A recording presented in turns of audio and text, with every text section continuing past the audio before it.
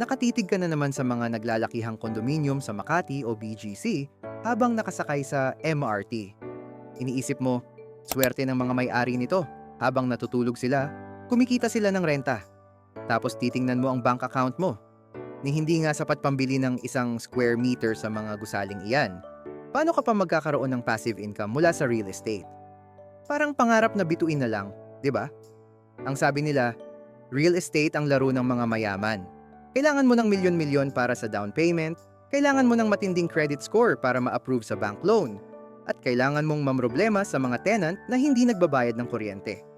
Pero paano kung sabihin ko sa iyo na pwede kang maging landlord ng mga naglalakihang mall, office building, at warehouse na iyan nang hindi ka nangungutang sa bangko at hindi ka humahawak ng kahit isang hollow block? At ang mas matindi, pwede kang magsimula sa halagang mas mura pa kaysa sa isang bucket ng fried chicken. May isang trap sa tradisyonal na real estate na hindi sinasabi sa iyo ng mga ahente. Isang pagkakamali na pwedeng mag-lock ng pera mo sa loob ng 10 taon nang walang kinikita. Iyon ang iiwasan natin ngayon gamit ang tinatawag nating REITs. Ang kaaway natin dito ay hindi lang ang kakulangan ng capital. Ang tunay na kalaban ay ang illiquidity at ang dambuhalang entry barrier.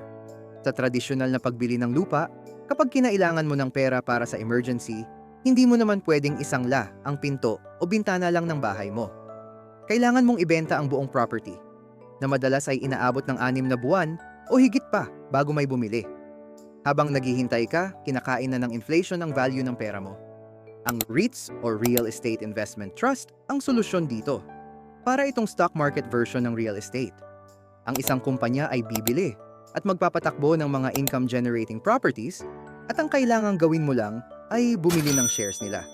Kapag kumita sila sa renta ng mga tenants, kailangan nilang ibigay sa iyo ang 90% ng kanilang distributable income bilang dividends.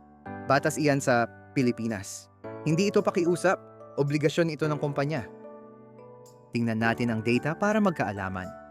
Noong 2020, nagsimula ang unang REITs sa Pilipinas. Ngayon, mayroon na tayong iba't ibang options gaya ng A, REIT, MREIT, RCR, at marami pang iba. Ang dividend yield ng mga ito ay madalas naglalaro sa 5% hanggang 7% kada taon. Isipin mo, mas mataas pa yan sa karaniwang savings account at wala kang ginagawa kundi maghintay. Sa ilalim ng Republic Act No. 9856, ang mga REITs ay binigyan ng tax incentives basta't ibinibigay nila ang kita sa mga investors na tulad mo. Ibig sabihin, nagtatrabaho ang mga pinakamatalinong property managers para sa iyo. Nagbabayad ang mga malalaking korporasyon ng renta sa iyo. Pero ang exposure mo ay nagsisimula lang sa iisang share na pwedeng nagkakahalaga lang ng 7 piso o 20 pesos depende sa market price. Maraming Pinoy ang asset rich pero cash poor. May lupang minana sa probinsya pero hindi naman mapakinabangan kasi walang pambili ng pataba o walang gustong umupa. Huwag kang maging sentimental sa lupa kung hindi naman yan naglalagay ng pagkain sa mesa mo. Ang talino sa pera ay hindi nasusukat sa laki ng lupang nakapangalan sa iyo, kundi sa cash flow na pumapasok sa bulsa mo buwan-buwan. Kung ang pangarap mo ay maging landlord pero ang budget mo ay pang-empleyado pa lang, REIT ang pinakamabilis na shortcut mo. Hindi mo kailangang maging anak ng tycoon para magkaroon ng parte sa skyline ng Manila. Pero tandaan mo, dahil nasa stock market ito, ang presyo ng shares mo ay pwedeng bumaba o tumaas. Pero ang renta? Ang renta ay laging nandyan basta't maganda ang kumpanyang napili mo. Tanungin muna kita, kung bibigyan kita ng 50,000 piso ngayon, anong pipiliin mo? Gagamitin mo ba itong down payment para sa isang maliit na kondo na huhulugan mo ng 20 years? O ilalagay mo ito sa REIT para buwan-buwan? Or every quarter ay may natatanggap kang dividends ng walang sakit sa ulo? I-comment mo ang choice mo at kung bakit. Tingnan natin kung sino ang mas practical sa inyo. Excited ako sa mga comment nyo pero bago ka mag-comment, kailangan mo munang matutunan kung paano mag-analyze. Hindi lahat ng REIT ay pare-pareho. May mga REIT na puro opisina ang hawak, mayroon namang puro malls, at mayroon ding mga warehouses o industrial sites. Bakit ito mahalaga? Kasi noong panahon ng pandemic, ang mga malls at opisina ay natingga. Pero ang mga warehouses para sa logistics at e-commerce, tuloy-tuloy ang kita. Kaya ang unang hack ko sa'yo, Huwag kang tumingin lang sa dividend yield. Huwag kang mabulag kung sasabihin nilang 8% ang balik. Tingnan mo kung sino ang mga tenants. Kung ang mga umuupa sa gusali mo ay mga matatagal ng korporasyon o mga BPO na hindi basta-basta aalis, mas safe ang dividends mo. Ang occupancy rate ang dapat mong bantayan. Kung 95% pataas ang occupancy, ibig sabihin, halos puno ang gusali at selyado ang pasok ng pera.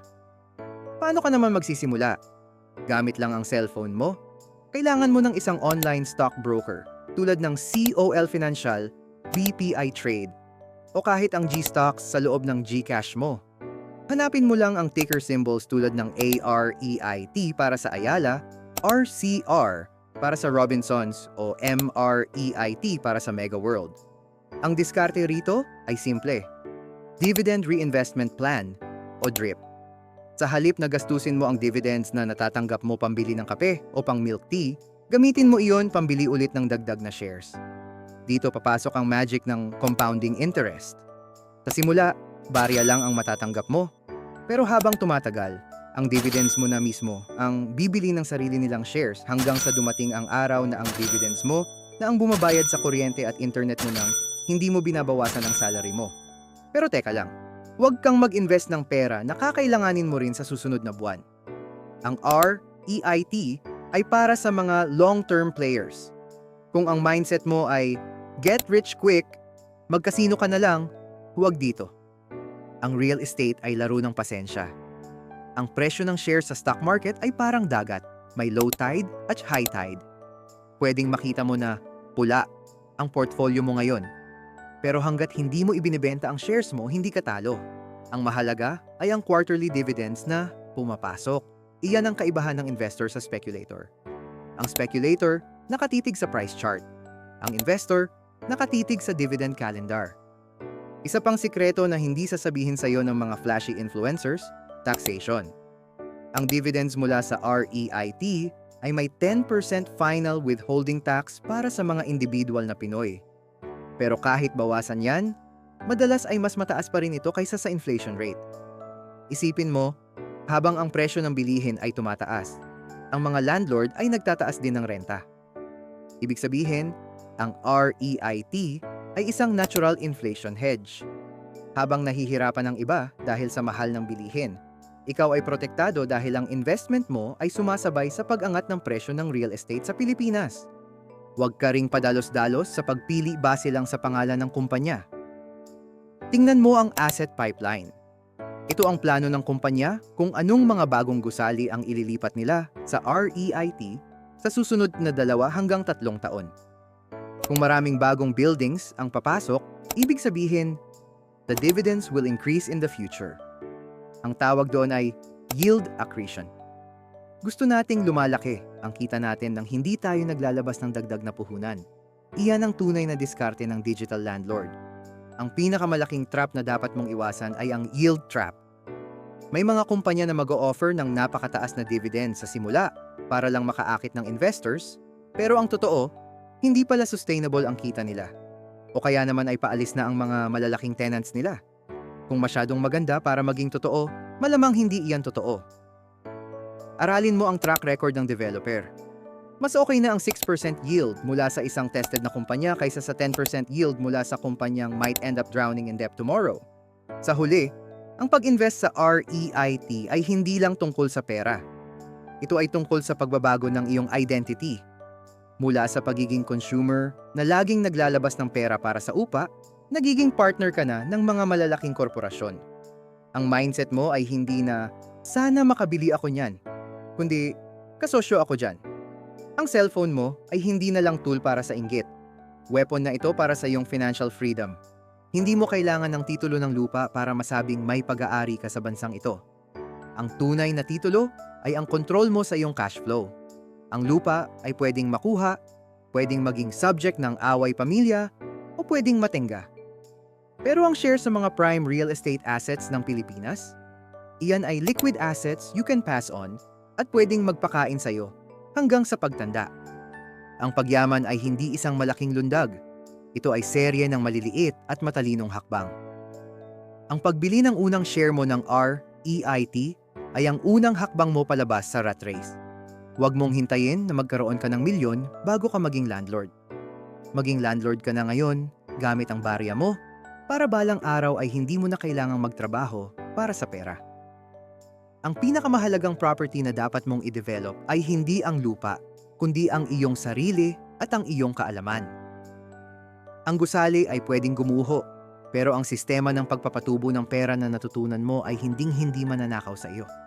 Tapos na ang oras ng panunood lang sa mga gusali mula sa labas. Oras na para maging bahagi ka ng kung anong nasa loob.